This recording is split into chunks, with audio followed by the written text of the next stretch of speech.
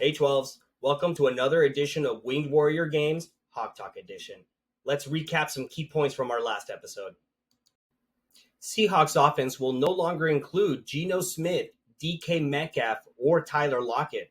However, the new Seahawks offense will include Sam Darnold and Cooper Kupp, to name a few. Also, remember that defense that finished in the top 10 last year? Where they're all coming back, but they've also even made an addition of DeMarcus Lawrence. That's going to be a tough defense to run the ball on. Also, in latest news, Drew Lock has agreed to come back to the Seahawks as Sam Darnold's backup. Or will he be the backup? Yeah, they said he would be the backup. 12s, your Seahawks are about to kick off their 50th season.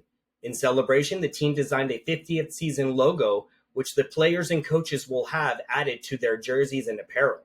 This patch will also be added to Seahawks apparel from the NFL Pro Shop. So if you're interested, be sure to check out the Seahawks Pro Shop. You know I already did. Check it out. Yeah. In March of 2025, the NFL made several rule changes for the upcoming season. The first, both teams get the ball during regular season overtime.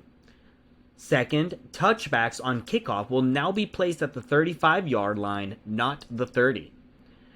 Also, replay can now be reviewed for penalties like defenseless player, face mask, horse collar tackles, and roughing the kicker, but only if the flag was thrown. Also, the NFL banned several helmets that have been found to not be good for player health.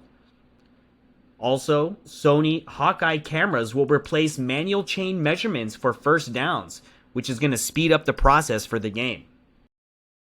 Last but not least, my favorite rule change, the NFL updated its uniform policy, allowing teams to wear their throwback or alternate jerseys up to 4 times per season.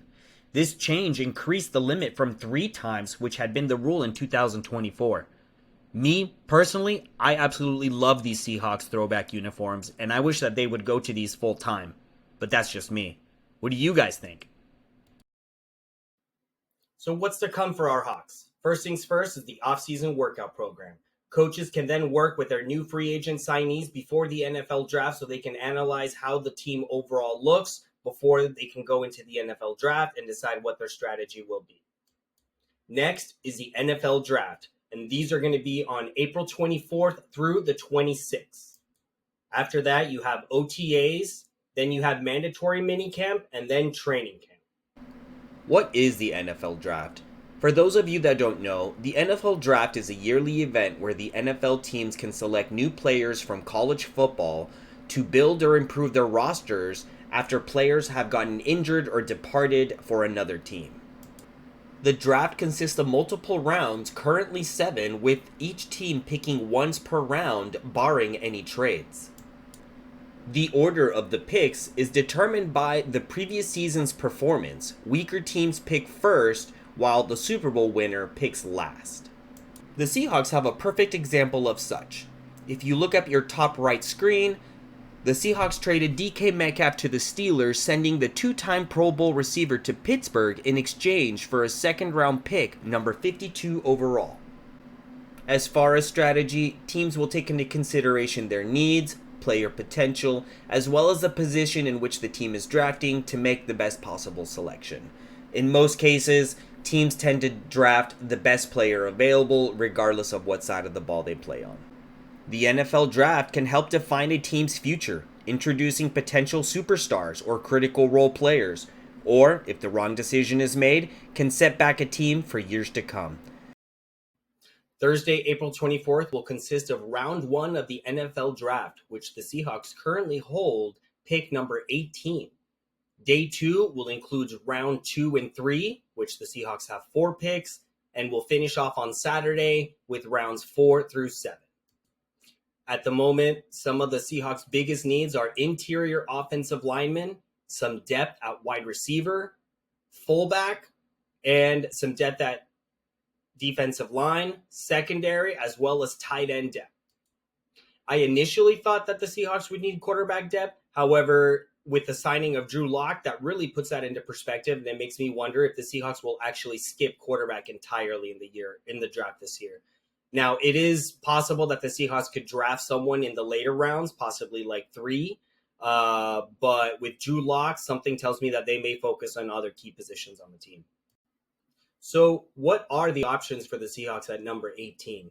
Well, one player that I have my eye on is Nick Emmanwori. Now, this guy is on the defensive side of the ball, and a lot of the comparisons that I hear about this guy, 12s, get ready for this one. How would you like to have Cam Chancellor back on the field, intimidating offenses, making them fear catching the ball? Well, Emmanwori is often compared to Cam Chancellor. Now, I know the Seahawks' biggest priorities are going to be offensive line, but man, were those Legion of Boom days really fun. Watching Chancellor on Sundays just lay people out, bring the boom, and intimidate offenses was the absolute best thing to do. And to have the opportunity to have that again on a Mike McDonald defense, please sign me up. Now, back to the offensive side of the ball. One position I feel the Seahawks have got to address is the offensive line, and more specifically, guard. Now, I know they were pretty satisfied with the performance of Christian Haynes last year, and generally speaking, offensive linemen really make that jump to be excellent players in year two. So we could see Christian Haynes step his game into year two for the left guard. However, I do think that we need to address the right guard position. And Kelvin Banks is one player that I have my eye particularly on. It has been floated around that Kelvin Banks fits Clint Kubiak's system scheme-wise and could be a great fit for the Seahawks offense.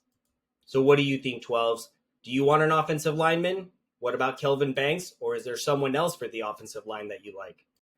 Now, another position that I have my eye on this year is going to be the tight end position.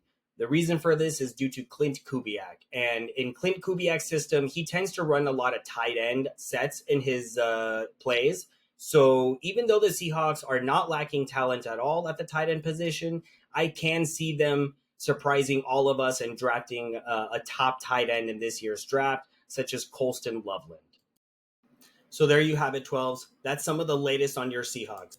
So what do you think the Seahawks are going to do in this year's draft? Drop your predictions and comment below. Stay tuned for my post-draft video to see and analyze the Seahawks draft picks and see what the future holds for our team. This is Dark Warrior concluding another episode of Winged Warrior Gaming Hawk Talk Edition. I'm out. As always, thank you for listening and for your support. Please like, share, and subscribe for future Hawk Talk content.